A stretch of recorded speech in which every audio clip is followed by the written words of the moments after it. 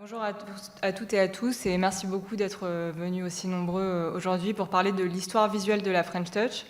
Donc pour me présenter en quelques mots, effectivement, je suis écrivain et chercheuse. Je travaille depuis 6 ans sur la French Touch. J'y ai consacré d'abord un mémoire de master, puis plusieurs livres, dont un livre sur le label Headbanger et une thèse universitaire dédiée spécifiquement à l'histoire de la French Touch que j'ai terminée cette année, qui a été un gros dossier. Voilà, un doctorat de sociologie. Et donc, il s'agit d'un sujet que j'ai étudié de façon approfondie en m'appuyant sur une longue enquête de terrain et notamment la réalisation de 350 entretiens auprès de musiciens et de professionnels de l'industrie du disque. Et c'est donc à ce titre que le Forum des images m'a fait l'honneur de me solliciter aujourd'hui pour animer un cours sur la French Touch dans le cadre d'un cycle dédié spécifiquement à la musique. Et bien sûr, j'ai accepté avec plaisir le principe de cette invitation. En me demandant immédiatement ce qu'un public en 2025 pouvait avoir envie d'entendre et de connaître au sujet de la French Touch. Donc je vous propose d'abord de définir cette notion de French Touch, parce que j'imagine que beaucoup d'entre vous sont très familiers avec cette notion, mais certains sont certainement plus novices et désireux d'en savoir plus. Et puis ensuite, on verra quelques clés d'analyse et de compréhension pour appréhender ce mouvement, l'ambition étant d'éveiller votre curiosité et de vous donner l'envie ensuite, après cette présentation, d'en savoir plus. Donc je vous propose qu'on prenne un temps pour le cours et puis je répondrai à vos questions à la fin pendant les 15-20 dernières minutes. Donc d'après mes travaux, la French Touch désigne un mouvement musical et artistique apparu au milieu des années 90 et au début des années 2000 à Paris, autour d'une scène de musiciens portés par certains qu'on peut voir sur cette image, donc les Cassius. On peut voir Philippe Zdar et Hubert Blanc-Francard, mais également les Daft Punk, Étienne de Crécy ou encore David Guetta ou Bob Sinclair. Cette scène a rencontré un succès populaire et commercial inédit, surtout venant des musiques électroniques, et c'est sa deuxième composante, elle a contribué au rayonnement de la France dans le monde, c'est-à-dire à son soft power. Esthétiquement, elle se caractérise par une musique solaire et hédoniste, le recours aux samples et aux filtres, d'où la catégorisation sous l'étiquette de house filtré, ainsi que la récurrence de ses tubes et de ses hits. On peut penser par exemple à You Are My Eye de Démon, Starlight de Superman Lovers ou encore Music Sounds Better With You de Stardust.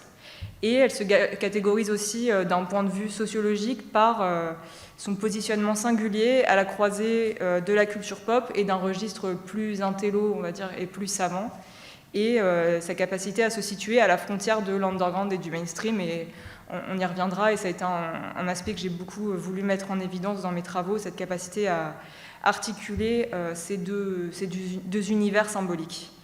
Donc la French Touch, elle s'est prolongée jusqu'au début des années 2000, puis elle s'est essoufflée au début de la décennie avec d'une part le retour du rock porté par des groupes comme les White Stripes, les Strokes ou encore Franz Ferdinand, d'autre part en raison de multiples mutations de l'industrie du disque qui a été fragilisée par la hausse des téléchargements illégaux, et enfin en raison de nombreuses mutations sociopolitiques qui ont précipité sa disparition. Et on peut citer par exemple les attentats du 11 septembre 2001 qui ont marqué un coup d'arrêt à l'internationalisation de la French Touch et plus généralement à une période phase de circulation des biens et des personnes dans le monde. Par la suite, la French Touch a connu un second temps d'expansion qui a été baptisé par les journalistes French Touch 2.0, que l'on peut définir comme la deuxième French Touch, le 2.0 faisant référence au rôle qu'ont joué Internet et les réseaux sociaux dans sa propagation via MySpace, Dailymotion et YouTube. Et cette deuxième vague de producteurs français a été portée par des labels comme Institut, Kitsune ou encore Headbanger, qui sont des labels fondés par d'anciens acteurs de la French Touch qui, bien qu'esthétiquement très éloignés de la première vague électronique française, s'est inscrite malgré tout dans des dynamiques de continuité et de rupture avec cette dernière, en se fondant sur les mêmes réseaux de coopération, les mêmes acteurs et les mêmes structures. Et selon mes estimations, la deuxième French Touch a débuté plus ou moins en 2002-2003 avec la création de Kitsune et l'année suivante d'Headbanger, et elle a couru jusqu'en 2015, et par la suite elle a été remplacée par l'EDM, Electronic Dance Music. Donc c'est un style de musique électronique commercial basé sur la culture de l'entertainment, du divertissement, et qui américanise en gros les musiques électroniques européennes. Mais elle a également été remplacée par le retour de la techno, donc c'est les grandes années concrètes pour ceux qui connaissent ce club qui était situé sur les berges parisiennes, et par la deuxième vague du rap français qui a culminé plus ou moins dans les années 2020. Mais je ne suis pas spécialiste du rap, donc je ne me prononcerai pas sur la question. Donc pour en revenir à notre définition, dans mes travaux, j'ai fait le choix d'appréhender la French Touch comme un courant artistique pluridisciplinaire et protéiforme, qui dépasse largement une esthétique sonore, c'est-à-dire la house filtrée, pour le dire simplement, pour former un tout à la façon dont l'anthropologue Hugues Bazin a appréhendé et défini la culture hip-hop. Donc, en référence, pour situer, Hugues Bazin définit le hip-hop comme le regroupement des arts de la rue, dans lequel les arts se rassemblent autour de 3 pôles, un pôle musical dominé par le rap, un pôle corporel marqué notamment par le breakdance et un pôle graphique dominé par l'art du tag et du graphe. Je vous ai mis cette référence qui est très cool, c'est un documentaire qui a été consacré à Hugues Bazin, qui s'appelle Paris 8, la fac hip-hop. Pour ceux d'entre vous qui souhaiteraient en savoir plus, c'était diffusé sur Arte, vous pouvez le trouver sur YouTube. Et il explique très bien la naissance du hip-hop en France. Et de la même façon que Hugues Bazin a défini le hip-hop comme un courant protéiforme, j'en suis parvenue à percevoir la French Touch comme regroupant un ensemble de pratiques artistiques, à la fois visuelles et sonores, donc qui inclut bien sûr le DJing, la production de musique électronique, mais également la conception de flyers, de pochettes de disques, de vidéoclips et de produits dérivés. Mais j'ai également choisi d'y englober de façon très large un mode de vie, un style vestimentaire. Par exemple, il y a quelque chose qui s'appelle le clubwear, qui était un style vestimentaire qui est né en Grande-Bretagne dans les années 90, mais également une économie, un champ lexical, un ethos, c'est un terme sociologique qui désigne la façon d'être au monde, une exis corporelle, c'est-à-dire la façon de se mouvoir et de se vêtir, et même un positionnement politique et ou philosophique, en l'occurrence hédoniste, qui m'ont conduit à appréhender la French Touch comme un fait social protéiforme, proche de la notion de subculture, qui est une notion de sous-culture en gros en français. Donc pour ne pas vous assommer, parce que je vois déjà que c'est très académique, et pour rendre cette présentation un peu plus fun, je vous propose tout de suite de voir quelques extraits de clips qui vous permettront de rendre compte de ce qu'est la French Touch. Et je propose qu'on regarde l'extrait numéro 1 de... Voilà, merci.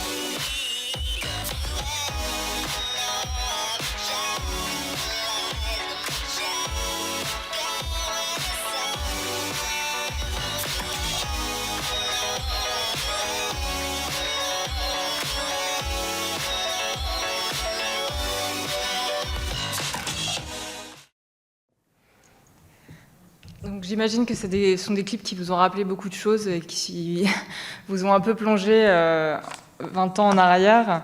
Ce qui est intéressant, donc, c'est ce qu'on a pu voir un large panel des clips de la French Touch. Il y a ceux du début, il y a ensuite ceux de la deuxième French Touch, c'était les 2 derniers clips, celui de Justice, celui de Sébastien. On voit qu'il y a aussi de l'animation, parce qu'il y a eu une période où la France s'est emparée de l'animation.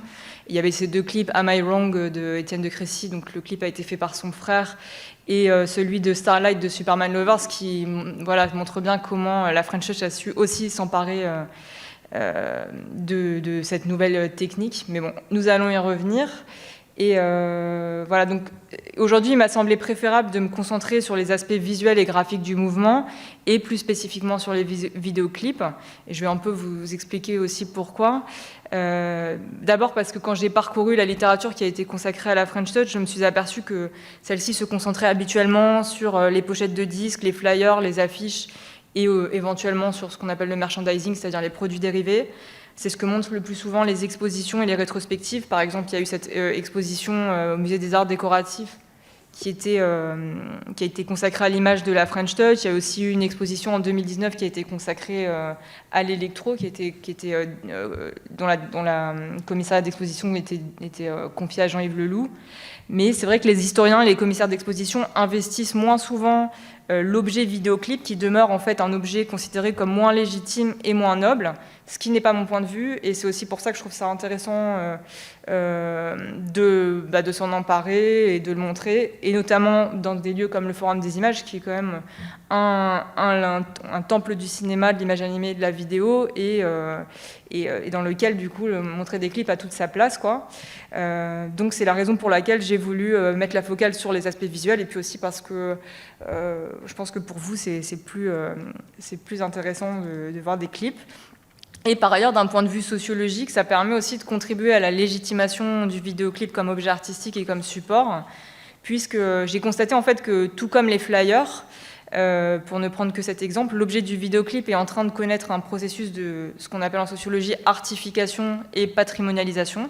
Ça signifie que son statut évolue et que celui-ci passe du champ du non-art, c'est-à-dire d'un objet ordinaire, banal, qui n'était pas considéré comme de l'art jusqu'à il y a peu, finalement bascule dans le champ de l'art et est considéré comme une œuvre d'art à part entière, ce qui se traduit concrètement par son entrée au musée, sa reconnaissance par le marché de l'art, par la culture académique et des institutions, l'organisation d'expositions, mais également une volonté d'archiver, conserver et exposer ses œuvres et de les faire entrer au patrimoine.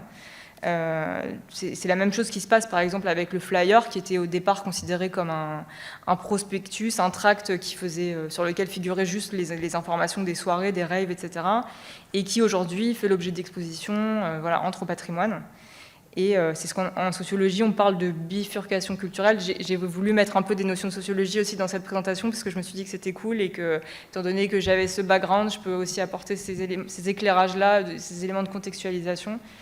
On parle de bifurcation culturelle pour qualifier le passage d'une œuvre de la culture dite d'en bas à la culture d'en haut, c'est-à-dire en gros de la culture illégitime à la culture légitime et noble. Donc Laurence Lévin, l'auteur qui parle de bifurcation culturelle, a observé qu'au départ, William Shakespeare était considéré comme l'auteur d'œuvres mineures, et il a été intégré bien plus tard à la culture savante. Et c'est ce qu'on observe aujourd'hui, c'est le même phénomène qu'on observe aujourd'hui avec les vidéoclips, mais également avec toutes les musiques actuelles, le jazz, le rock, le hip-hop, ainsi que les musiques électroniques, et donc la French Touch. Voilà, donc c'est intéressant aussi de se dire que ce que vous avez connu en tant qu'auditeur il y a 20 ans, aujourd'hui acquiert une assise et une légitimation à tous les niveaux, quoi. Et d'où l'intérêt de montrer des vidéoclips. Donc pour en revenir aujourd'hui à l'objet qui nous intéresse aujourd'hui, l'ambition c'était un peu de vous donner quelques clés de compréhension de ce moment historique de la French Touch. Et on l'a vu à travers donc, le montage introductif, en dépit de la grande diversité des supports et des techniques, puisqu'on a bien vu que la French Touch, c'est finalement un mouvement composite, très, très, très complexe et très, créativement très inventif. Il y a quand même quelques éléments communs, et le premier élément commun, c'est le refus du principe d'incarnation. Donc, comme vous le savez certainement, le propre de ce mouvement, c'est d'avoir entretenu un rapport très ambigu à la célébrité et le fait que ces acteurs n'aient pas souhaité se mettre en scène ou même se montrer. D'ailleurs, on le voit bien à travers cet extrait de pochette de disque. En fait, on ne voit aucun des acteurs, des musiciens en question. En ce sens, ils s'inscrivent dans un petit moment d'histoire, mais ils s'inscrivent dans la filiation de la techno de Détroit, et notamment le collectif Underground Resistance, qui sont considérés comme les pionniers de la musique techno, et qui, dès le départ, ont prôné l'anonymat, la dissimulation, le recours au pseudonyme et le port de cagoule. Et les musiciens de la French Touch vont revendiquer en fait cette filiation artistique et refuser d'apparaître publiquement. Donc, à l'instar, par exemple, des Daft Punk, qui vont porter des masques de toutes sortes. Alors au début, en fait, c'est intéressant parce qu'on a un peu oublié, mais au départ, ils mettaient un peu des masques de pacotille de toute nature. On le voit bien, j'ai retrouvé quelques photos sympathiques qui montrent bien l'inventivité des masques. Et puis, après, au début des années 2000, ils vont mettre les fameux costumes de robots qui sont conçus par Alex et Martin, et qui ne trompent plus. Là, c'est intéressant parce qu'ils ont même, comme vous pouvez le voir, utilisé vraiment toutes sortes de choses pour se dissimuler. Et donc, certes, ils vont refuser d'apparaître publiquement, mais ils vont aussi investir le graphisme et s'emparer des nouveaux outils offerts par l'ordinateur pour construire une image qui leur permettent en fait de ne pas incarner leur œuvre, mais de déléguer ça aux pochettes de disques et aux clips. Et c'est la raison pour laquelle voilà, ils vont massivement investir le graphisme. C'est ce que l'on observe. Donc, ouais, je vous propose qu'on regarde un extrait maintenant de Daft Punk, qui est un clip en fait qui a été réalisé par Spike Jonze et qui montre bien la manière dont les Daft Punk ont cherché à justement ne pas apparaître à l'image. Donc pour situer, Spike Jonze, c'est un réalisateur américain qui est connu au départ. Il réalisait des vidéos de skateboard et puis il est devenu un réalisateur indépendant très en vogue. Il a aussi été le mari de Sofia Coppola. Ils ont même eu une marque de streetwear ensemble qui s'appelait X-Girl. Et dans les années 90, il va collaborer avec les Daft Punk et réaliser pour eux le clip Daft Punk. Et comme me le faisait remarquer un directeur marketing de la maison de disques Because, qui s'appelle Nicolas Arnaud, c'est vrai que c'est quand même audacieux dans les années 90 de consacrer 9 minutes de vidéo à un homme vêtu d'une tête de chien arpentant New York. Et on voit bien, en fait, c'est vrai que ce mouvement, c'est un peu tout autorisé créativement. Et il faut vraiment saluer aussi le rôle des majors, les maisons de disques, qui ont suivi les artistes en fait, dans leurs démarches artistiques les plus audacieuses, à l'image des Daft Punk, donc, dont on va voir un extrait dans quelques instants, mais aussi DJ Mehdi, que vous allez retrouver certainement en deuxième partie de soirée si vous allez voir les images que son ami Thibaut de Longille lui a consacrées, qui a aussi fait un clip qui s'appelle Breakaway, qui est très intéressant parce qu'on voit qu'ils ont fait appel à un très célèbre graffeur nord-américain, donc Futura 2000, qui est surnommé le Kandinsky du graffiti, et que l'on peut voir couvrir une pièce de graffiti pendant 3 minutes. Ça participe aussi d'une part de l'inventivité de cette scène et aussi de la carte blanche laissée par la maison de disques Virgin aux artistes pour avoir des projets vraiment très audacieux. Donc voilà, je pense qu'on peut regarder l'extrait numéro 2. Ouais.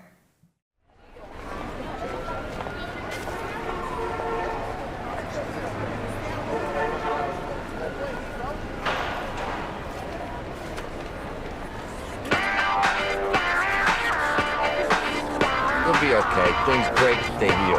Yeah, my doctor said it's a clean break, which is good. My kid, he busted up his ankle a while back. A couple of months in a cast, like new, like nothing happened. Just take it easy, you know?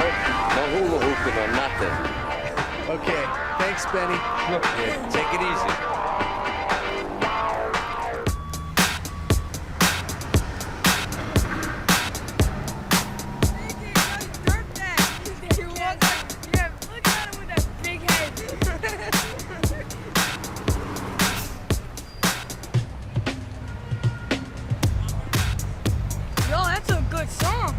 Oh, thanks. Oh.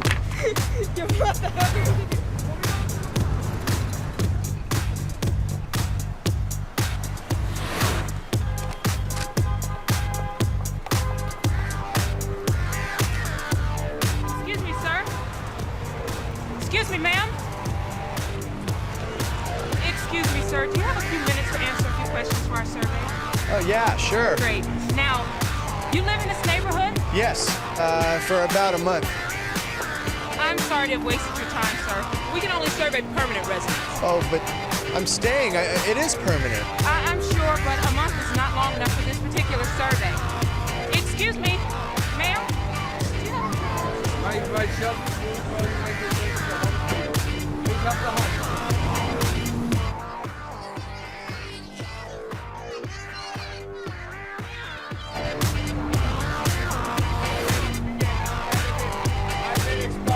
Really good. I read it 3 times. Hey, how's it going? When George Provoni comes back, things really get moving. It's too much because the extraterrestrial alien intelligence is just too much for the dark government. They gotta leave the planet. Excuse me, how much? $2. He brings the alien back with us, and then everyone's heads start exploding all over the place. Well, those that have their brains on their tech.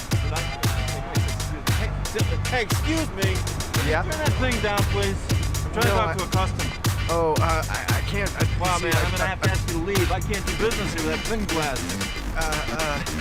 Okay. I just want to buy this book. Great. So anyway.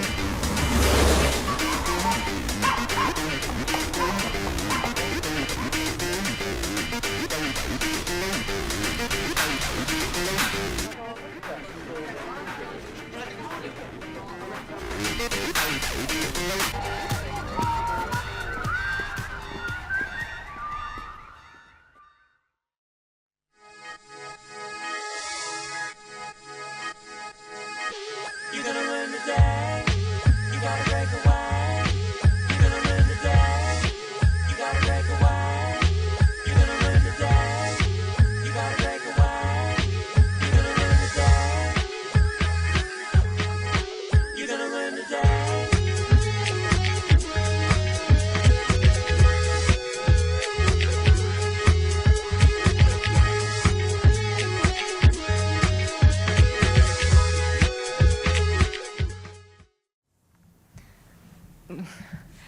Donc c'est vrai que quand j'avais rencontré Emmanuel de Burtel, je lui avais demandé, j'étais très interloquée qu'il fasse appel à des artistes aussi avant-gardistes, parce que bon, aujourd'hui Spike Jonze est hyper reconnu, etc. Mais dans les années 90, c'était quand même hyper audacieux de faire appel à lui, ou même quelqu'un comme Futura 2000, en plus qui sont dans des univers différents. Mais je lui avais posé la question avec vraiment de l'admiration, en fait, parce que c'est quand même un geste fort. Et Emmanuel de Burtel m'avait expliqué qu'à ses yeux, les pochettes de disques doivent être des œuvres d'art, que c'est vraiment une conviction forte qu'il a, et qu'il était inspiré en ce sens par des artistes comme Jean-Baptiste Mondino, qui est effectivement une référence en France dans l'univers des artworks, mais aussi Madonna. Et il avait cité le label de jazz Blue Note, qui est aussi un label de jazz dont la direction artistique a influencé toute la French Touch et qui a été un peu un horizon d'attente, un peu un but à atteindre pour ces artistes-là. Et ce qu'on a vu à travers ces images, finalement, ce qui est intéressant, c'est la volonté de rupture de la French Touch. Alors, on le sait, musicalement, c'est un courant qui a quand même vachement rompu avec ce qui lui était antérieur. Donc, d'une part, le rock, mais également la variété, donc c'est ce qu'on appelle la chanson, le hip-hop et la techno. Mais cette volonté de rupture, elle se manifestait également sur le plan visuel et graphique, puisqu'ils vont, en fait, comme me l'ont expliqué les réalisateurs de ce mouvement, vouloir rompre avec ce qu'ils appellent la grammaire clip traditionnelle, c'est-à-dire que, en fait, si vous voulez, les musiques électroniques sont des musiques instrumentales. Quand elles ont émergé, en fait, elles l'ont fait complètement de manière ex nihilo. Elles sortaient de nulle part et elles pouvaient un peu tout s'autoriser puisqu'elles n'appartenaient à aucun répertoire iconographique. Elles n'étaient associées à rien, en fait. Et contrairement, par exemple, au rap ou à la chanson, dont l'univers visuel est quand même relativement normé et qu'il obéit à des standards, les musiques électroniques n'avaient pas de visage, pas de contraintes formelles, pas de conventions. Souvent, elles n'avaient même pas de paroles, et donc il n'était pas question de faire la promotion d'un chanteur ou de mettre en scène un musicien.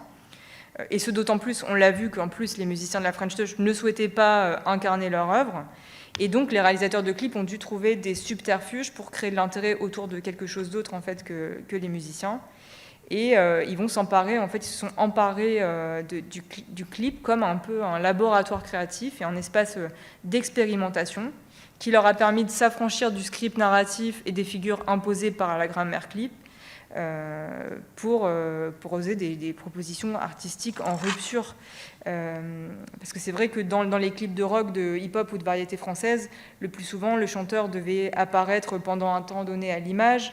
Il était entouré ou non de danseuses, il chantait en playback avec son groupe de musiciens, et là, tout à coup, il était possible en fait de s'émanciper complètement de cela.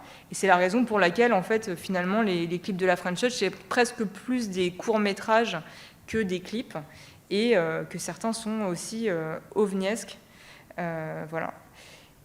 Donc, voilà, simplement, il faut quand même préciser que ça reste un outil, le clip reste quand même un outil marketing. Donc, le but, c'est quand même de capter l'attention des spectateurs et de faire vendre des places de concert et des albums.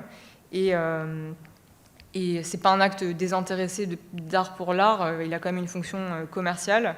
Et c'est justement en cela aussi que les acteurs de la French Touch vont briller, c'est-à-dire leur capacité à articuler ces deux dimensions, à la fois l'art et le commerce. Et on va en voir un exemple maintenant avec Monsieur Oiseau et Flatbeat.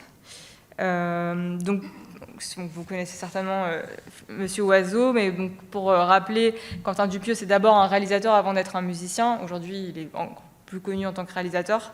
Il a débuté en réalisant des vidéos inventives qu'il produisait artisanalement, et l'histoire veut que son père était le garagiste de Laurent Garnier. En tout cas, ils étaient voisins. Et comme l'a expliqué Laurent Garnier lors d'une interview, un jour le père de Quentin Dupieux l'a abordé, il lui a confié que son fils était réalisateur et qu'il fallait qu'ils se rencontrent. Et c'est comme ça que Laurent Garnier a découvert en fait le travail de Quentin Dupieux, à qui il a confié en fait les clips de 2 de ses vidéos, donc Flashback et Crispy Bacon. Et en fait, Laurent Garnier a beaucoup aimé le son en fait, que Quentin Dupieux utilisait pour les clips, pour ses propres vidéos. Et donc, il a aussi proposé de devenir musicien et de signer sur son label qui était F Communication. Et donc, en 1997, Quentin Dupieux a produit un morceau qui s'appelle M-Sec. Et il a décidé de concevoir la vidéo qui l'accompagnait, qui était une vidéo mettant en scène une peluche jaune fabriquée à partir d'un gant de toilette qui secouait la tête dans une voiture sur une musique répétitive. On va en voir un extrait dans quelques instants. Et une amie a montré ce clip à Georges Berman, qui est un des producteurs les plus courus à Paris, qui a fondé une société de production qui s'appelle Partisan. C'est notamment la société de production de Michel Gondry. Et qui va décider en fait de signer Quentin Dupieux sur le champ et de l'inclure dans son catalogue d'artistes. Et grâce à Georges Berman, la marque de jeans Levi's va découvrir le travail de Quentin Dupieux et décider de reprendre le concept de cette vidéo pour leur prochaine campagne de pub. En effet, il faut savoir que Levi's avait déjà collaboré avec Partisan et notamment Michel Gondry quelques années auparavant pour une pub qui s'appelait Levi's Drugstore, que nous allons voir dans quelques instants. Qui était une publicité en noir et blanc, voilà, qui mettait en avant la petite poche des jeans. Et le pitch de la pub était d'expliquer que cette petite poche servait à ranger les préservatifs. Et donc, quand Partisan va parler à Levi's du travail de Quentin Dupieux, ils vont tout de suite vouloir collaborer ensemble. Et ils vont reprendre le personnage de Flat Eric, donc sa marionnette jaune, et réaliser une publicité qui va s'inspirer du clip pour leur campagne de pub. Donc, je vous propose qu'on regarde maintenant quelques extraits. C'est l'extrait numéro 3.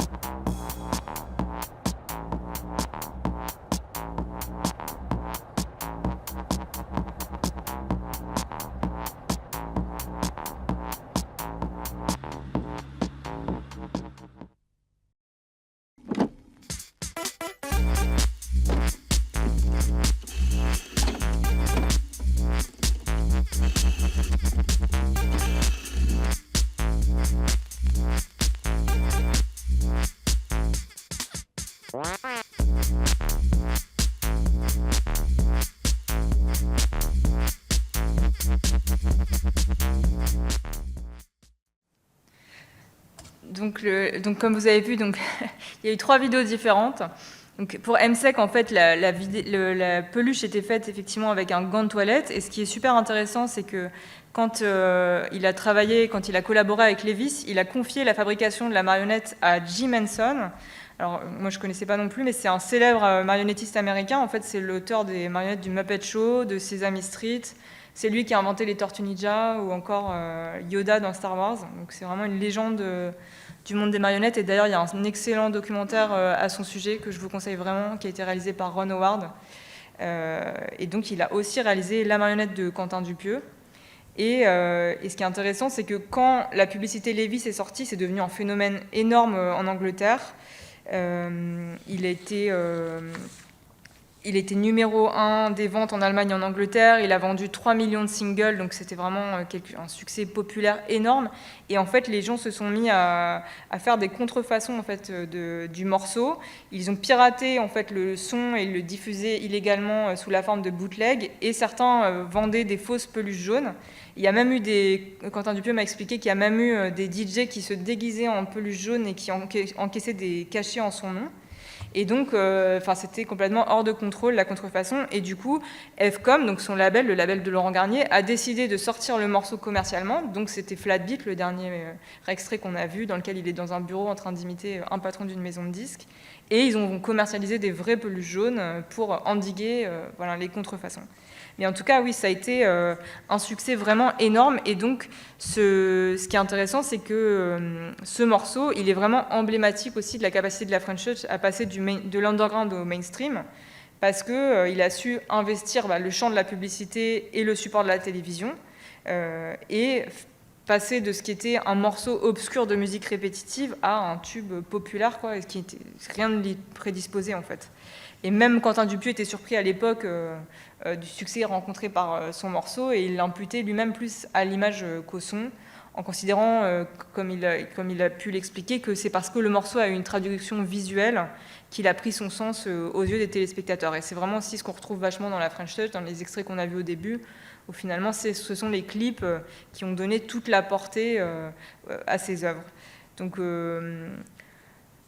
moi-même, quand j'ai interviewé, quand j'ai rencontré les réalisateurs, je leur demandais souvent: est-ce que vous pensez que c'est la musique ou est-ce que vous pensez que c'est le clip qui a fait le succès du morceau? Alors c'est vrai que les musiciens renvoyaient la balle aux réalisateurs, les réalisateurs renvoyaient la balle aux musiciens, certainement par modestie et par humilité, mais également parce que c'est bien la conjonction des deux médiums qui a fait le succès de ce mouvement.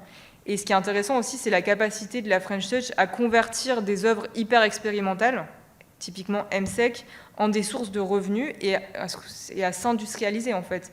C'est quand même le propre de ce mouvement d'avoir réussi à opérer ce tour de force. Et c'est vrai que le fondateur du studio H5, donc c'est un des principaux studios de la French Touch, qui a fait les pochettes de Étienne de Crécy, Alex Goffer, etc., il a inventé un terme pour expliquer cela. Il a appelé ça le système du rebond. Et donc on va voir un extrait aussi dans quelques instants, mais en gros, l'idée, c'est qu'ils ont su réemployer des fulgurances créatives d'un support à un autre, c'est-à-dire des pochettes de disques au clip, des clips à la publicité et de la publicité au grand écran. Et cette capacité à recycler, en fait, des propositions artistiques au service, ensuite, des plus grandes enseignes et du luxe, c'est vraiment le propre de la French Touch, et c'est la raison pour laquelle ce mouvement a touché le plus grand nombre, en fait, et aussi pourquoi il a laissé une telle empreinte sur la conscience collective, quoi. Donc là, on l'a vu avec Monsieur Oiseau, mais on va voir un autre exemple donc avec Alex Goffer, et notamment son morceau The Child, qui est donc une pochette de disque, en fait, qui a été réalisée par le studio H5, qui est un studio qui a été donc cofondé par Ludovic Couplin et Antoine Bardot-Jacquet. Alors initialement, en fait, la petite histoire, c'est qu'initialement, ils avaient conçu une pochette de disque pour Démon, donc l'auteur de You Are My Eye, que vous connaissez tous. Et quelques mois plus tard, donc l'idée, c'était qu'ils reprenaient des typographies et ils formaient la skyline de New York avec des typos. Et quelques mois plus tard, quand Alex Goffer est venu trouver le studio H5, il leur a demandé de faire le clip de son premier single The Child, qui était dédié à la naissance de son premier enfant. Et ils ont eu l'idée de reprendre un peu les mêmes idées, mais de les mettre en mouvement.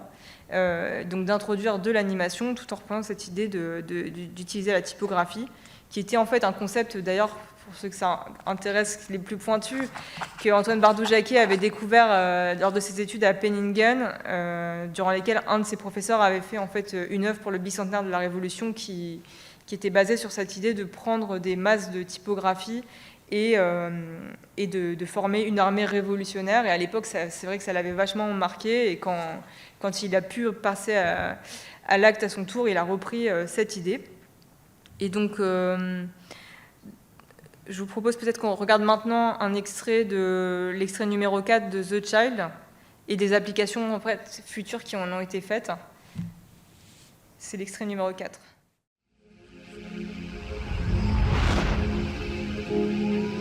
Them that sky shall get.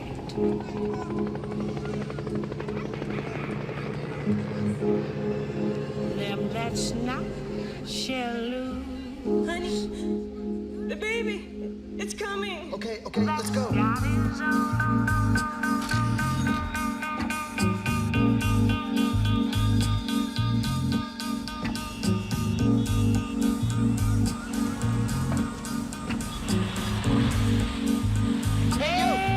Taxi! Central Hospital, as fast as you can. My wife's having a baby. Okay, boss. As fast as possible.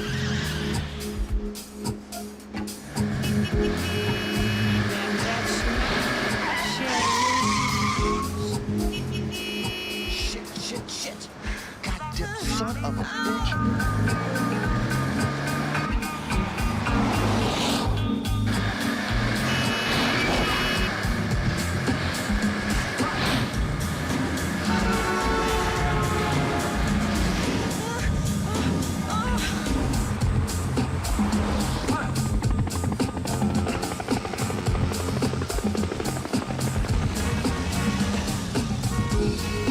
them that sky shall get.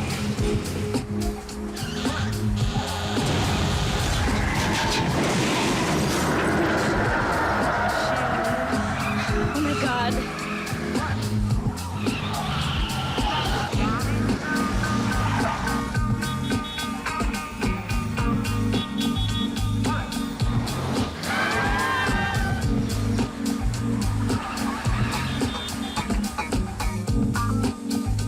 Ain't no come no more.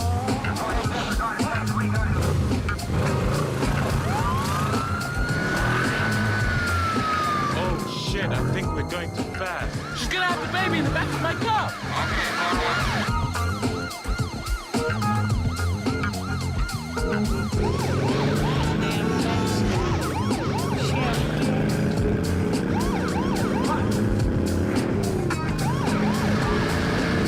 Them that's not shall lose.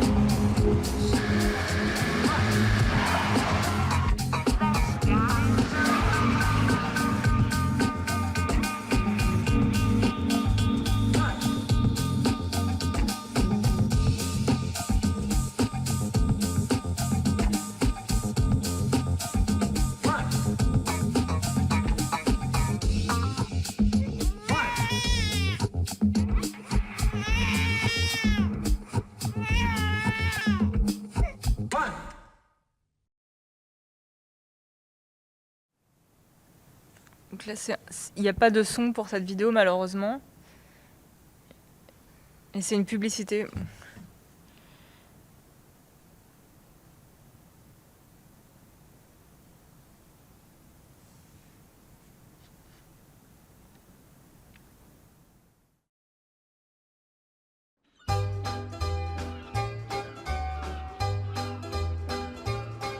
Good morning, life. Good morning, sun. How are you? Skies above. Gee, it's great to be alive and in love. Good morning, life. Good morning, morning birds sing out, you're happy too. Feels so good 'cause I'll be seeing her soon. Last night she said she loved me. What a pity to part. I slept with both eyes open, waiting for today to start. Good morning, life. Good morning, world. How are you, happiness? All at once I know what living can be. It's life. Donc oui, la deuxième vidéo qu'on a vue, en fait, c'était une publicité pour Vodafone, parce qu'en fait, quand le clip de The Child est sorti, ça a été un succès énorme, parce que c'était du jamais vu, en fait, d'utiliser des typos comme ça, de manière animée. Et en fait, dès que le clip est sorti, 48 heures après, son réalisateur a été assailli de propositions, et il a signé chez Partizan, donc la fameuse société de production dont je vous parle depuis le début. Et grâce à eux, il a converti, on va dire, cette idée de The Child en une pub qui était, on l'a vu, presque identique en fait pour le géant des télécommunications Vodafone. Ça s'appelle Les mots dans la ville. Pareil, en fait, les mots décrivaient les intentions ou les émotions des personnages. Et on voit bien en fait la façon dont il a su en fait réemployer un concept expérimental et le mettre au service d'une grande enseigne. Et en fait, H5, donc le studio H5, qui est l'auteur de tous ces projets, a su aller encore plus loin, puisqu'ensuite ils ont fait un court-métrage qui s'appelle Logorama, qui est sorti en 2009, il me semble que c'est 2009 ou 2010, et il a même obtenu un César et un Oscar du meilleur court-métrage, encore une fois avec ce même concept de créer une ville avec des typographies et des logos. Puisqu'en fait le propre de H5 c'est que c'était en gros des graphistes qui étaient très forts en typo, et quand ils ont voulu passer à la vidéo, ils se sont dit on va animer la typo au lieu de faire des films comme les réalisateurs habituellement, et ça les a emmenés au plus haut niveau, puisque voilà, ils ont carrément obtenu un Oscar pour ce projet. Et ce qui est intéressant aussi, c'est que The Child, le morceau The Child, a été donc considéré comme un tube. Il a même été intégré à la bande-son du fabuleux destin d'Amélie Poulain. Il a même, donc ça a été vraiment une reconnaissance pour un morceau, encore une fois, un morceau de musique électronique. Et le réalisateur Antoine Bardou-Jacquet, ensuite, a une très grande carrière de réalisateur de publicité, et une de ses publicités a même reçu tellement de récompenses qu'il est entré au Guinness Book des records pour avoir obtenu le plus de publicité de l'histoire pour un film publicitaire. Donc on voit bien la manière dont ils ont su recycler en fait des idées d'un support à un autre, et porter ce système du rebond qu'a théorisé Ludovic Couplin au plus haut niveau. Et ce qui est intéressant également, c'est la manière dont ces réalisateurs ont su s'emparer des technologies et en faire un usage nouveau, en fait, jamais vu. Et donc là, on a pu le voir à travers ces exemples, mais on peut le voir à travers d'autres exemples. En fait, le propre de la French Touch, finalement, c'est l'usage qu'il a fait de la technologie. Alors, d'abord, musicalement, puisque c'est quand même un courant musical qui doit tout au home studio, c'est-à-dire le fait de pouvoir concevoir la musique à la maison. Donc là, vous pouvez voir le fameux home studio des Daft Punk, sur lequel ils ont produit leur premier album et qu'ils ont ensuite parodié pour l'intérieur de la jaquette de leur premier album Homework. Mais visuellement également, c'est vrai que l'arrivée de l'ordinateur et des logiciels, donc notamment After Effects, puis plus tard Illustrator et Photoshop, ça va aussi révolutionner l'image de la French Touch, et leur capacité à s'en emparer va faire des étincelles. Donc on peut estimer que finalement que la French Touch doit tout à une révolution technique, tout comme dans les années 50, on a pu considérer que le rock devait tout à la démocratisation des écrans de télévision et des postes radio. Là, cette fois-ci, c'était vraiment l'ordinateur et le hardware et le software qui ont fait cette révolution. Et ce qui est intéressant, c'est que d'une part, ça va influer ces possibilités techniques, mais ça va aussi être exploité créativement par les réalisateurs qui vont s'emparer de la technologie et qui vont savoir la détourner et en faire un usage intéressant. Et c'est vrai qu'un très bon exemple de cela, c'est le clip I Love You So de Cassius.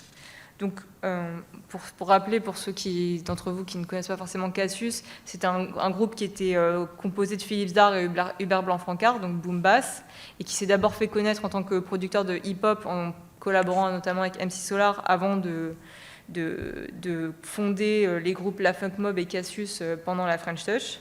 Et Philippe Zdar a aussi cofondé le groupe Motorbass avec Étienne de Crécy. C'est un groupe qui est considéré comme l'un des fers de lance de la French Touch.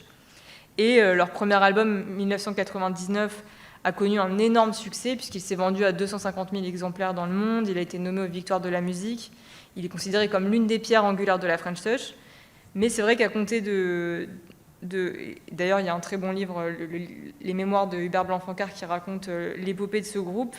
Mais c'est vrai qu'à compter de 2002 et de la sortie de leur deuxième album, Au rêve, le succès du groupe va s'essouffler. Et quand la deuxième French Touch va voir le jour, le groupe sera en quelque sorte en perte de vitesse. Même son cofondateur Philippe Zdar estimera que le groupe était ringard auprès des jeunes. Mais à l'aune de la technologie et de son association avec le label Headbanger, le groupe va faire un retour inattendu en 2010, et notamment grâce à une vidéo qui va le faire connaître du plus grand nombre. C'est donc I Love You So, qui a été réalisé par un duo de réalisateurs, Pierre Dupaquier et Clément Duroux, donc We Are From LA. Et en fait, ils vont en fait s'emparer de l'iPhone et des applications pour tourner une vidéo qui va rencontrer un très très grand succès auprès des jeunes, en fait le public des millennials, puisque bon, rappelons-le, l'iPhone est commercialisé en 2007 et c'est vrai que faire un clip en 2010 avec cet outil, c'est à la fois être dans l'air du temps et en même temps un peu en avance en fait finalement sur son époque. Et donc, grâce à ce clip qu'on va pouvoir voir un peu plus tard, le groupe va connaître en fait un second souffle et va relancer finalement sa carrière. Donc c'est un bel exemple finalement de la manière dont la technologie a aussi porté ce mouvement artistique. Et je pense qu'on peut regarder peut-être maintenant le dernier extrait.